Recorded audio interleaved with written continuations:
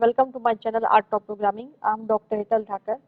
In this video tutorial, we will see edge detection in the image. In the operation of edge detection, we have to detect the sharp edges available in the image. Generally, the edges will have a higher frequency and the plane area in the image will have a lower frequency. So, in the process of detecting edges, what we have to do is we have to retain the edges and we have to discard the remaining areas, that is the plane areas. So, this operation is also known as a high pass filter operation, where the higher frequency areas will be allowed, thereby passing or blocking the low frequency areas. For that purpose, variety of filters called kernels are used. We are going to take here the demonstration of some of the kernels here, namely Sawmill, that is horizontally as well as vertically, Caney and Laplacian filters. The edge detection from the image, I have just opened a new Jupyter notebook and giving it a name, edge detection from image.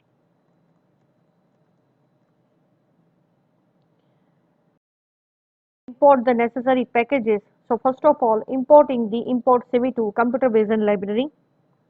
To display the image, I am also using the matplotlib library here. So import matplotlib.pyplot and alias is plt. Now to read the image, img is equal to cv2.imread, the first argument img1.jpeg. Now as you know that cv2 library, when it reads the image, it is in the bgr format, and when we display it using matplotlib library, the image is displayed as it is.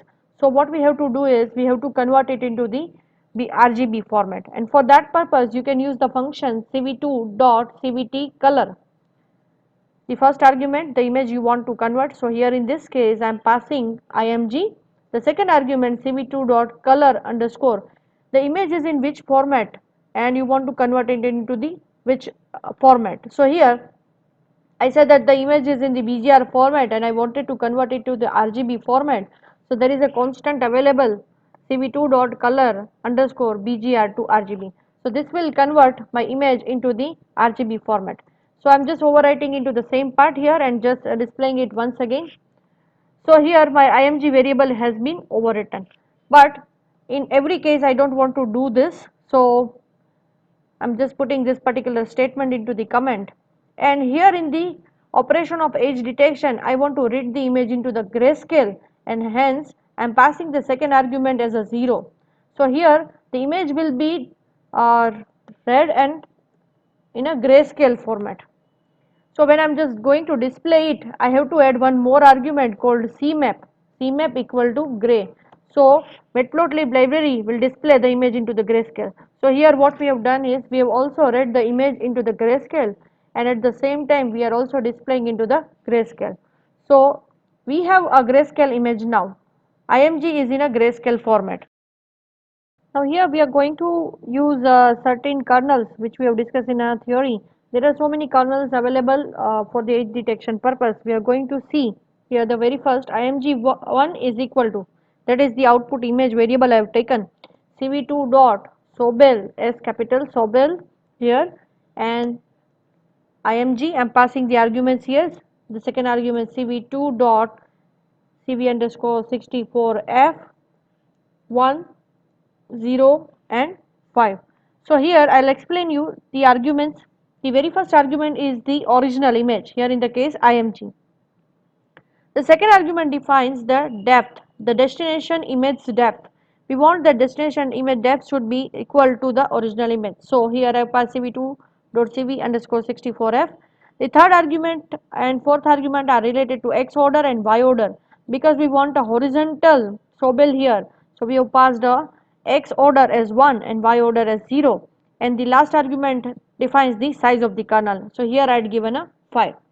So similarly I am going to have the vertical Sobel image also. So I will type here in a comment, this is defines the horizontal Sobel and this defines the vertical Sobel. So only one change I have to do here is that is instead of 1 0, I want a vertically, so I have to type here 0 and 1. So 0 and 1. If we wanted to display this image, so I will take a use of plt dot subplot. I have three images here and I wanted to show them, so I'm taking that I want one row and three columns, and at the first position I wanted to display the original image, that is plt.imshow img, but as it is in a grayscale format, so to display it here, as I've said, I'm going to pass cmap argument. Cmap is equal to gray. We'll also provide here the title original image. Now this statement I will take as a copy, and so this particular line consists of three different commands, three set of commands as a second argument and as a third position. So here img1 and here img2, and here I will mention that this is a horizontal Sobel effect, and the third one is a vertical Sobel effect, and we'll run this one. So you can see that we have an output now. Similarly, we are going to have two more kernels here, Laplacian and Kenny. So next we are going to see a Laplacian here. So here in this way I am also using img3 as the variable name for my output image. CV2 library has a function called Laplacian. Laplacian, two arguments I am passing currently here, the image image. So here cv2 dot cv underscore 64f, and I will show you also the effect of another kernel, namely Kenny. So cv2 library is a function called Kenny, where I am passing image and two other arguments which are used for aperture value of min value and max value.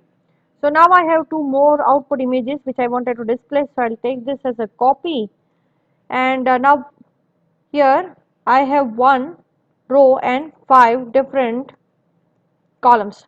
So at the fourth position and fifth position I wanted to display the images which we have obtained using Laplacian and Kenny, and here also I will change the title, that this is the output of the Laplacian kernel and this is using the Kenny. So here's output in front of you. Here you can also go on changing the min value and max value, and before we go for that, instead of one row and five column, I am changing it to two rows and three columns, so we can accommodate six different images here, whereas we have five images. So doing that change, so here you can see the effect of Kenny operation particularly.